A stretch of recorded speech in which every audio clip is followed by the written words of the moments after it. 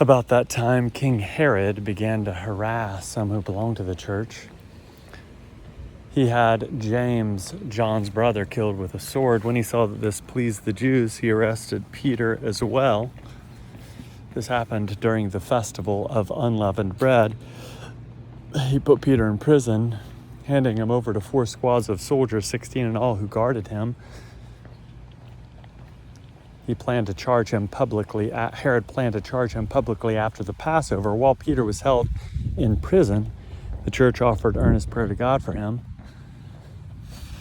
The night before Herod was going to bring Peter's case forward, Peter was asleep between 2 soldiers and bound with 2 chains, with soldiers guarding the prison entrance. Suddenly an angel from the Lord appeared, and a light shone in the prison cell.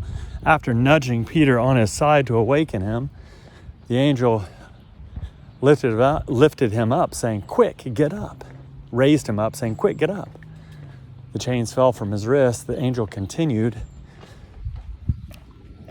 "Get dressed, put on your sandals." Peter did as he was told.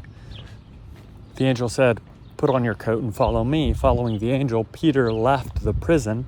However, he didn't realize that the angel had actually done all this. He thought he was seeing a vision.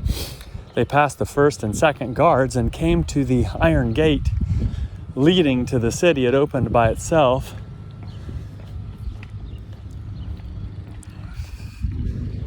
After leaving the prison, they proceeded the length of one street when abruptly the angel was gone. "Hey, how are you?"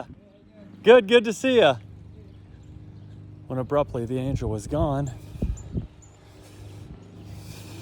realized at that, Peter came to his senses and said, "Now I'm certain that the Lord rescued me from Herod and from everything the Jewish people expected." Realizing this, he made his way to Mary's house. Mary was John's mother. He was also known as Mark.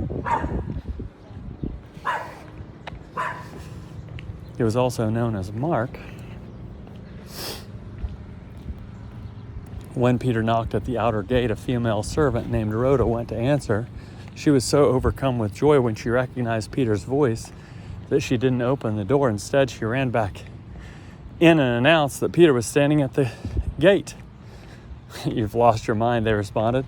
She stuck by her story with such determination that they began to say it must be his guardian angel. Meanwhile, Peter remained outside knocking at the gate. They finally opened the gate and saw him there, and they were astounded.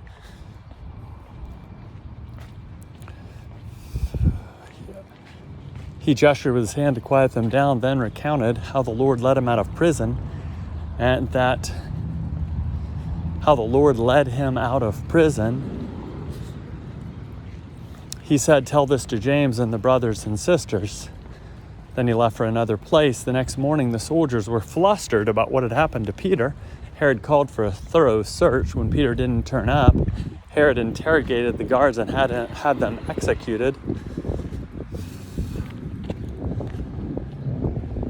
Afterward, Herod left Judea in order to spend some time in Caesarea.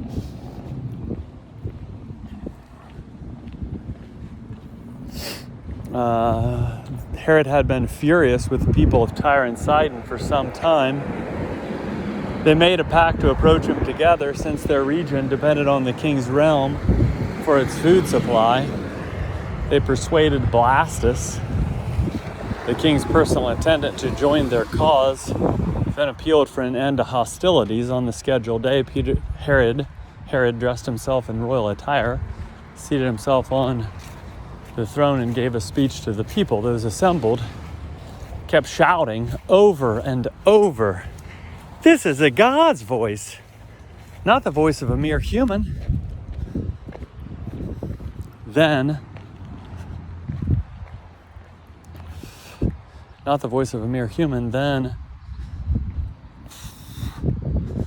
"This is a God's voice, not the voice of a mere human." Immediately an angel from the Lord struck Herod down because he didn't give the honor to God. He was eaten by worms and died.